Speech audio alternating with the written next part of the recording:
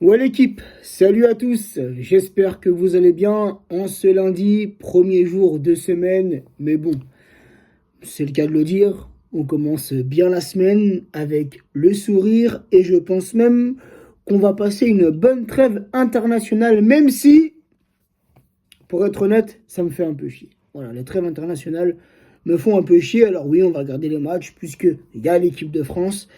Mais hormis ça, les amis, je suis vraiment impatient que la trêve finisse et qu'on reprenne le championnat, qu'on reprenne la Ligue des Champions. Bref, c'est joué hier soir la huitième journée de Ligue 1. C'était un match à l'extérieur, une grosse affiche, la grosse affiche du dimanche soir entre Lyon et le Paris Saint-Germain. Donc on sait que cette affiche-là, c'est toujours un match compliqué, c'est toujours un match difficile, assez dur, assez intense, et c'est ce qu'on a eu hier soir.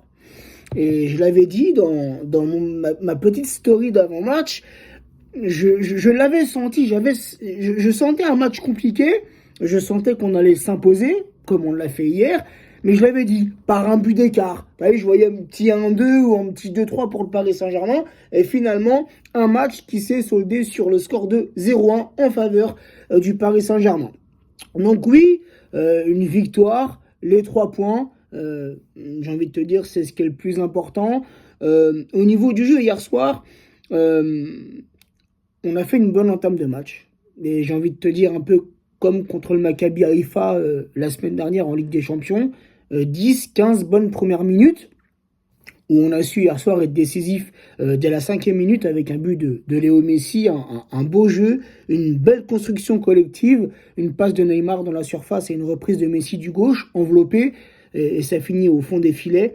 Donc un but marqué assez rapidement et à ce moment-là, vu l'état de forme du Paris Saint-Germain, vu la cohésion, vu la fluidité dans le jeu parisien, je me suis dit, il y a la place pour mettre une petite correction aux Lyonnais. Tu vois ce que je veux dire? Et franchement, j'aurais kiffé, tu vois.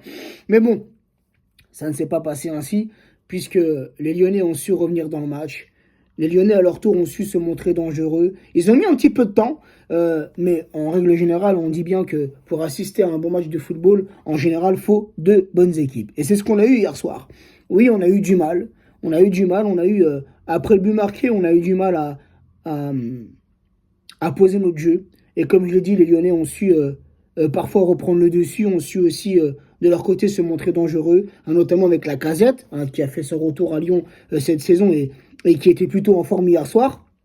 Mais il faut souligner, les amis, autant il y a eu hier soir un très bon gardien côté lyonnais.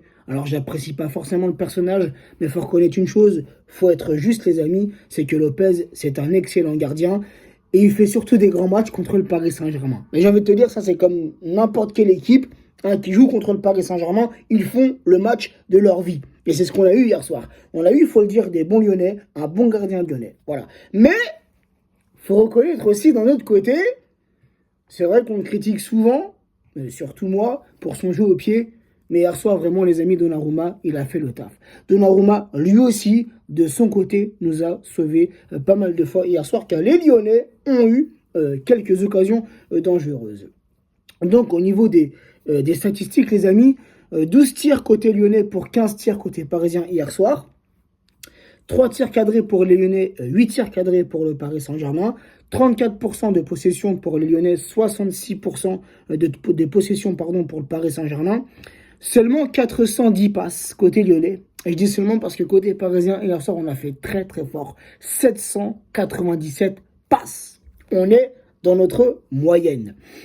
14 fautes côté lyonnais, seulement 4 fautes côté parisien. Et pourtant, les Lyonnais ont reçu 0 carton jaune en 14 fautes.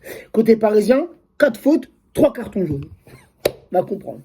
3 corners côté lyonnais pour 7 corners côté parisien. Et hier soir, Messi marquait son 4e but depuis le début de saison en Ligue 1.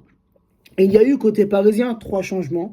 Ruiz qui est sorti remplacé par Vitinha. Ruiz qui avait été préféré en tant que titulaire à la place de Vitinha, préféré avec Verratti associé au milieu de terrain parisien. Verratti qui est sorti, lui de son côté, à la 64e minute sur blessure. On l'a vu, il a reçu un petit coup à l'arrière-genou, il boitillait. Donc c'est normal, frérot, il faut le faire sortir. On ne va pas aggraver son cas. On a besoin d'un Marco Verratti, car encore une fois, hier soir, Verratti a fait un très bon match. Et à la 86e minute, on a Neymar qui a cédé sa place à Soler.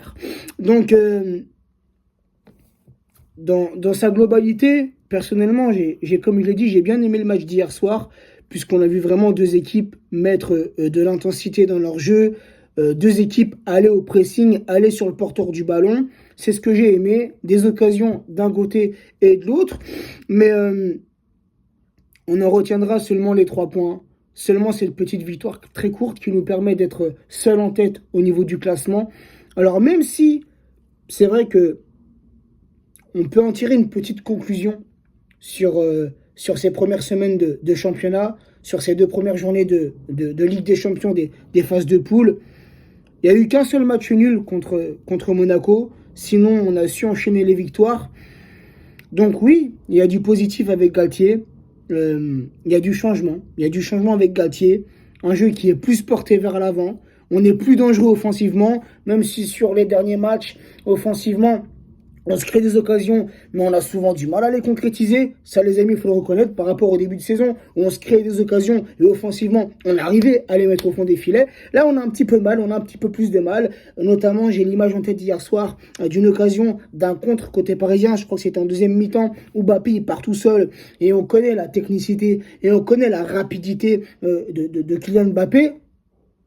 Mais frérot, au bout d'un moment, t'as Hakimi qui fait un appel de balle, mais il est magnifique l'appel de balle. Hakimi, il passe devant son joueur qui le prend au marquage. Il passe devant, il fait l'appel de balle. Mais l'appel de balle, il est beau.